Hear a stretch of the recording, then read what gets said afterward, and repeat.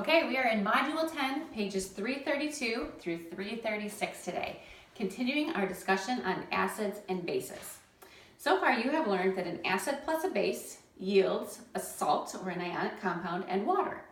Well, sometimes you will have a base that is reacting with an acid that is covalent. For example, water. Water is a covalent base. So if water is one of your reactants, it's actually not going to be one of your products. What happens when you react an acid plus a covalent base like water is they react to form two ions. Let me show you. For example, we have sulfuric acid, which is H2SO4, sulfuric acid, that should be an easily recognizable acid, plus water. Okay, these are going to react to form, like I said, two ions. The first ion is going to be the sulfate ion. The ion that is left over after sulfuric acid donates not one H+, but two H+. Because it has two hydrogens to donate, it wants to donate two. So we're going to have left over SO4 2-, and when water becomes an ion, it can take on one extra hydrogen to create the H3O+ ion, which is known as the hydronium ion. Okay? Now, in order to balance this, it's easiest to think about it in this way.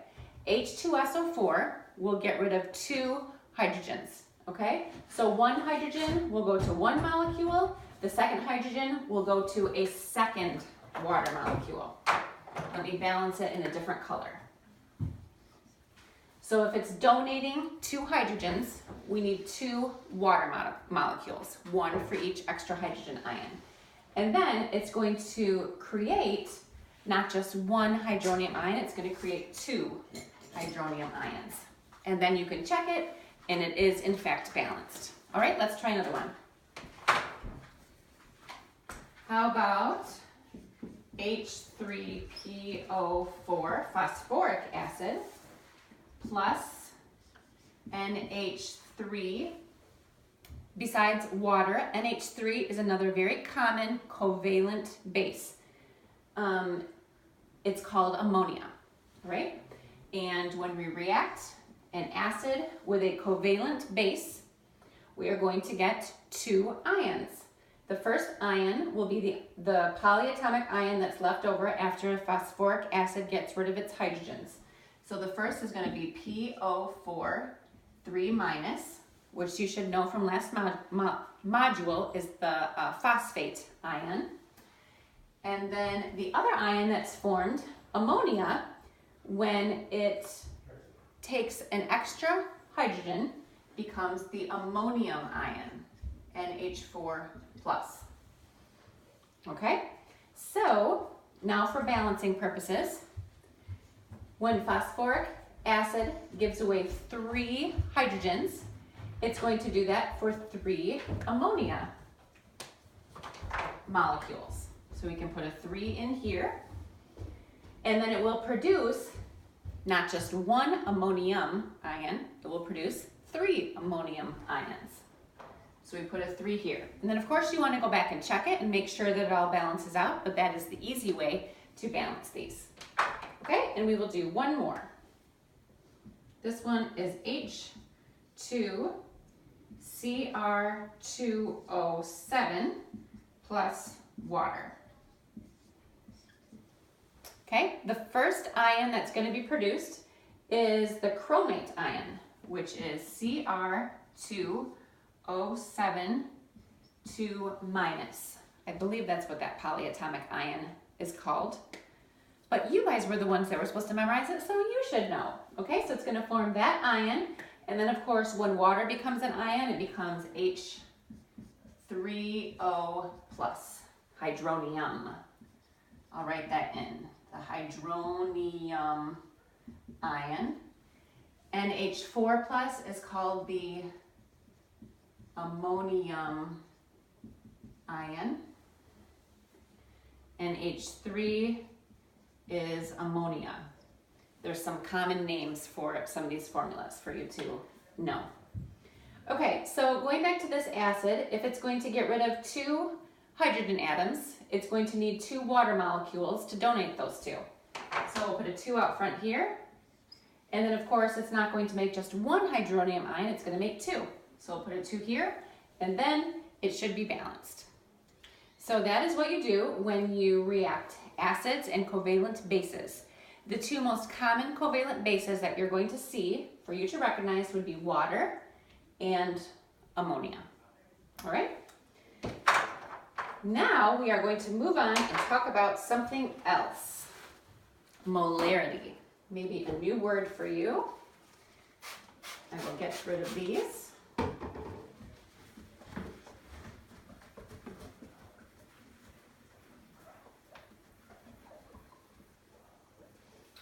And if you think that the word molarity is ringing any bells and you're thinking, oh, this is striking a familiar chord with me, this sounds a lot like the word mole, and you're getting excited to do some stoichiometry with moles again, well, then you're in for some luck because we are going to be talking about moles again when we talk about molarity. So hopefully that has not left your mind. Okay, molarity.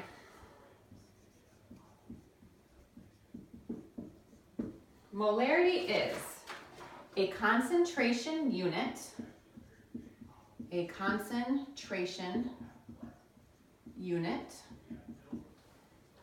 that tells how many moles,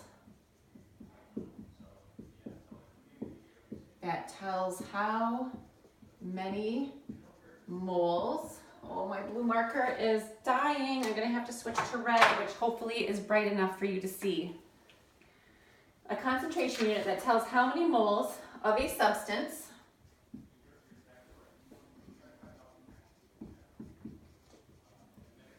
are in a liter of solution.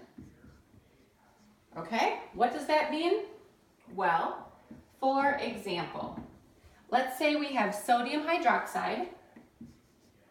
Sodium hydroxide is written like this, and you see in the equation that it is aqueous. That means it's dissolved in water. Means NaOH dissolved in water. But how much NaOH and how much water? Okay, so the molarity can tell you just how much sodium hydroxide is dissolved in the water. So it tells you how concentrated it is. Hence, we call it a concentration unit. Okay, so that's what molarity is. Molarity is determined by taking the number of moles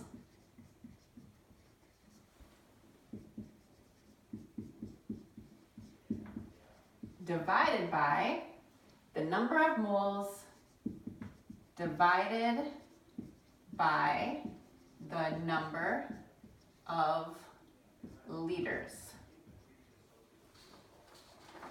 Okay, and just so that we're clear, molarity is taken by the number of moles divided by the number of liters. Oh, never mind what I was going to say about being clear. I think that's clear. This is how we abbreviate it. M stands for molarity. So M equals moles per liter. Okay, the number of moles divided by the number of liters. And this is moles of the substance being dissolved. In our little example here, we were talking about sodium hydroxide being dissolved in water. So we're talking about the moles of the substance being dissolved, which would be the sodium hydroxide, divided by the liters of the solution it is dissolved in. For example, usually water. Okay? Moles divided by liters equals molarity. Molarity tells you how strong the acid or base is. Now you tell me which would be stronger, do you think? Which would be stronger? 0.8 molar HCl, that's how you write it and that's how you read it, 0.8 molar HCl or 0.9 molar HCl. Which would be the stronger acid? That is correct. It would be 0.9 molar HCl. That means that it has more hydrochloric acid dissolved in the water, making it stronger. Let's try an example from your book, example 10.4. This is on page 335, and this will end my video. Example 10.4 says, what is the concentration in units of molarity of sodium hydroxide if there are 2.6 moles of the substance in a solution with a volume of 534 milliliters?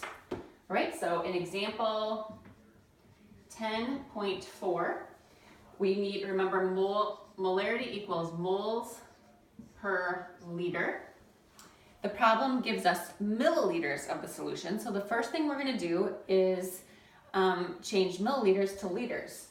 So it was 534 milliliters. If we use the factor label method, remember, we write it out like this with milliliters on the bottom so that the milliliters will cancel out, and we want to change it into liters, so liters goes on the top. In 1 liter, there are 1,000 milliliters. So that means we're going to be dividing. 534 divided by 1,000 is 0.534 liters. Now we can plug the number of liters into our molarity equation. Molarity equals moles per liter. From the question, we see that we have 2.6 moles of sodium hydroxide, 2.6 moles of NaOH divided by how much solution there is, divided by 0.534 liters of solution. So once you divide that out, you see that you have 4.9. You would write 4.9 with a capital M, sodium hydroxide. So the molarity of the sodium hydroxide would be 4.9 molar NaOH. Continue reading the rest of example 10.4 on your own, and bring any questions you have to class.